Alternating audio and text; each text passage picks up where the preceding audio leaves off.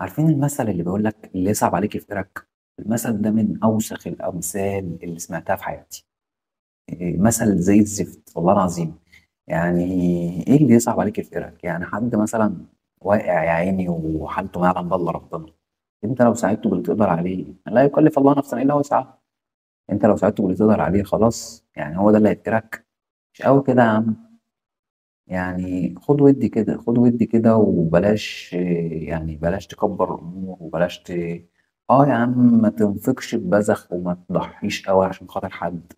بس اعمل الخير وارميه في البحر زي ما تقول. ويعني النكر عند ربنا، ربك ما بينساش الخير اللي انت عملته. ف... فما تقدموا لأنفسكم فالله يعلمه أكيد. يعني أي خير أنت بتعمله ربنا عالم بيه وربنا شايله لك وفي رصيد حسناتك يوم القيامة. فبلاش الكلام اللي بيصعب الدنيا على الناس دوت، وبلاش الكلام اللي بيخلي الناس ما تعرفش انها تطلب من حد حاجة. يعني احنا الرسول عليه الصلاة والسلام كان بيقول حب لأخيك لا يؤمن أحدكم حتى يحب لأخيه ما يحب لنفسه. انت متخيل؟ يعني حب لأخيك ما تحب لنفسك. يعني انت دلوقتي الدنيا معاك تمام، حب لأخوك ان هو اتمنى الخير لغيرك برضه ان هو كمان الدنيا هتبقى معاه تمام. ويعني ساعده واللي تقدر عليه. فاكرين في كده موقف كان الصحابة زمان، سيدنا عمر بن عبد العزيز من الخلفاء الراشدين يعني. لما كانوا فقدوا أموالهم كلهم وفقدوا كل ما يملكون، وراحوا مش عارف هاجروا مثلا من مكة إلى المدينة. الفترة دي يعني لما الأهل المدينة مثلا استقبلوهم، قالوا لهم خدوا نص مالنا، وكانوا بيتبرعوا لهم كمان بزوجاتهم. متخيلين؟ يعني واحد بيقول لك خد نص مالي وخد كمان واحدة من زوجاتي. يعني مثلا أنا متجوز اتنين، بقول لك خد واحدة منهم وخد نص مالي.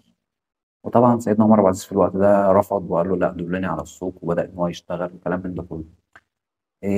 مساعدة الناس يعني هي حاجة خفيفة وحاجة بسيطة. ما بقولكش إن أنت تدي لأي حد ولا المتسولين ولا كلام من ده، لأ. بس أنت اللي محتاج اقف معاه وساعده عشان ربنا يكرمك وعشان ربنا يعني يجازيك خير، يضاعف لك الخير اللي انت بتعمله ده في حياتك وتشوفه قدام عينك. والخير يا جماعه بيترد في الدنيا قبل الاخره، والله اي خير انت بتعمله ربنا بيرده لك في الدنيا قبل الاخره. فاتمنى تكون الفكره دي عجبتكم، واتمنى المثل ده نشيله من دماغنا شويه، ونبدا ان احنا نحب بعض كده ونساعد بعض ونقف جنب بعض. لان الحياه بجد ما عادتش مستاهله ان احنا نقسى على بعض في اي حاجه خالص. مش مستاهله قسوه، ولا مستاهله ان انت تدوس على الناس، ولا مستاهله ان انت، يا عم الكلمة الطيبة صدقة. لو مش هتقدر تساعده بحاجة الله يسهل لك يا عم. بس أحلى مساعدة يا رجالة.